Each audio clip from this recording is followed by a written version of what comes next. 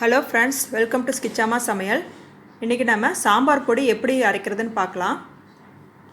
காய்ந்த மிளகாய் 200 கிராம், கொத்தமல்லி 300 கிராம், 50 கிராம் உளுத்தம்பருப்பு, 50 கிராம் கடலைப்பருப்பு, 50 கிராம் துவரம்பருப்பு, 25 கிராம் ஜீரகம், 25 கிராம் மிளகு, 10 கிராம் கடுகு, 10 கிராம் வெந்தயம், 2 கைப்பிடி அளவு கருவேப்பிலை.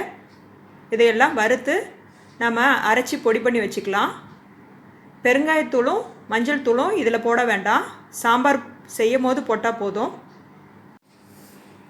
இப்போ ஒவ்வொரு பருப்பாக தனித்தனியாக வறுத்து எடுத்துக்கலாம். சிம்மிலே வச்சு லைட்டாக ப்ரௌன் ஆகிற வரைக்கும் வறுத்து எடுத்துடலாம்.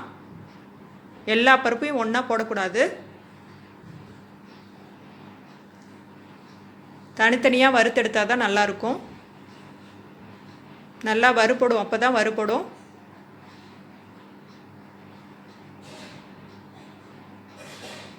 இந்த சாம்பார் பொடி 6 மாதம் வரைக்கும் கூட கெடாது, நல்லாயிருக்கும். சாம்பார் நல்ல வாசனையோடு இருக்கும். இதே மாதிரி நீங்களும் அரைச்சி வச்சுக்கோங்க. மீன் குழம்பு, சாம்பார், புளிக்குழம்பு எல்லாத்துக்குமே இதை யூஸ் பண்ணிக்கலாம். இப்போது கடலைப்பருப்பை வறுத்தெடுத்துடலாம். அதே மாதிரி இதை மட்டன் சிக்கனுக்கு மட்டும் இந்த பவுடரை யூஸ் பண்ண வேண்டாம், மற்ற எல்லா குழம்புக்கும் யூஸ் பண்ணலாம். இப்போது உளுத்தம்பருப்பை வறுத்தெடுத்துடலாம்.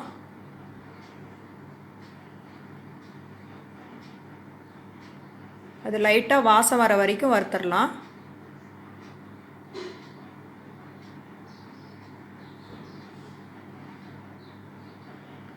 எல்லா பருப்பும் வறுத்ததுக்கப்புறம் ஒரு 2 நாள் நல்ல வெயிலில் காயணும். காஞ்சதுக்கப்புறம் தான் அதை அரைக்க முடியும். இப்போ வெந்தயத்தை வறுத்தெடுத்துடலாம்.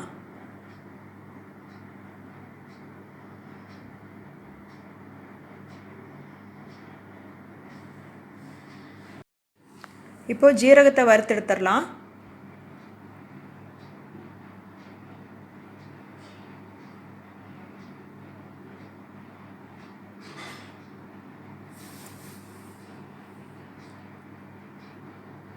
இந்த பொடி குருமாக்கெல்லாம் போட வேண்டாம், சாம்பார் புளிக்குழம்புக்கு தான் நல்லாயிருக்கும்.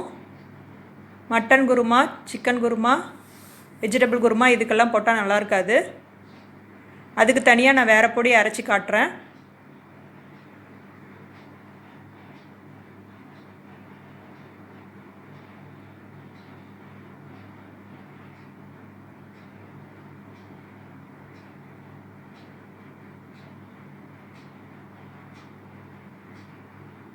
நல்லா வறுத்துருச்சு. இதை எடுத்து தனியாக கொட்டி வச்சிடலாம். இப்போ கடுகு போட்டு வறுத்து எடுத்துடலாம். அது லேசாக பொரிஞ்ச உடனே எடுத்து தனியாக கொட்டிடலாம்.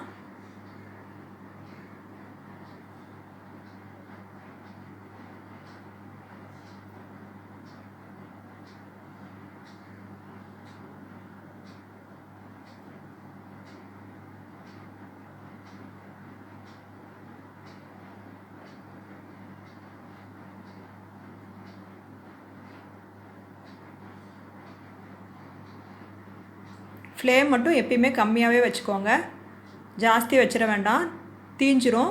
தீஞ்சிருச்சுன்னா சாம்பார் பொடி நல்லா இருக்காது.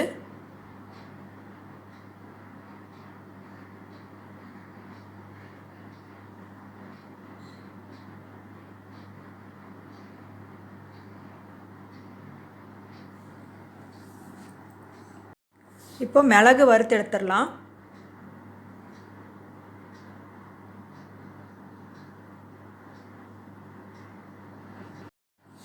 இப்போது மிளகா வறுத்து எடுத்துடலாம். மிளகாவுக்கு மட்டும் லைட்டாக உப்பு போடணும், அப்போ தான் தீயாது, இல்லைனா உடனே தீஞ்சிரும்.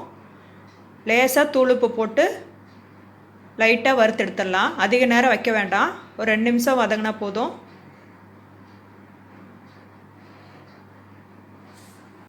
இப்போது கொத்தமல்லி எடுத்துக்கலாம். கொத்தமல்லியும் வறுத்து எடுத்துடலாம். இதுக்கு உப்பு போட தேவையில்லை.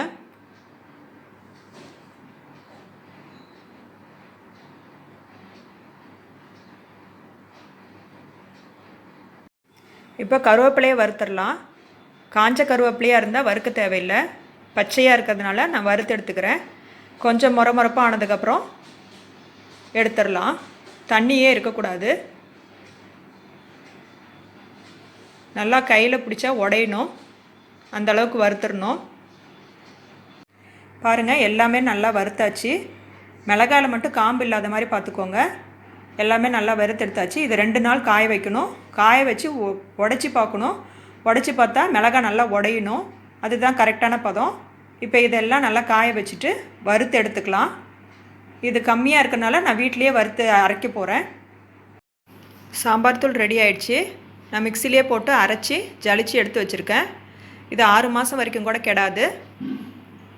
ரொம்ப டேஸ்ட்டாக இருக்கும். சாம்பாரெல்லாம் வாசனையாகவும் இருக்கும். நீங்களும் இதே மாதிரி செஞ்சு பாருங்கள். 2 ஸ்பூன் இல்லைனா 3 ஸ்பூன் போடலாம். உங்கள் காரத்துக்கு ஏற்ப போட்டுக்கலாம்.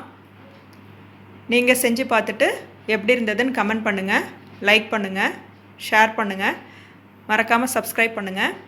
தேங்க்ஸ் ஃபார் வாட்சிங்.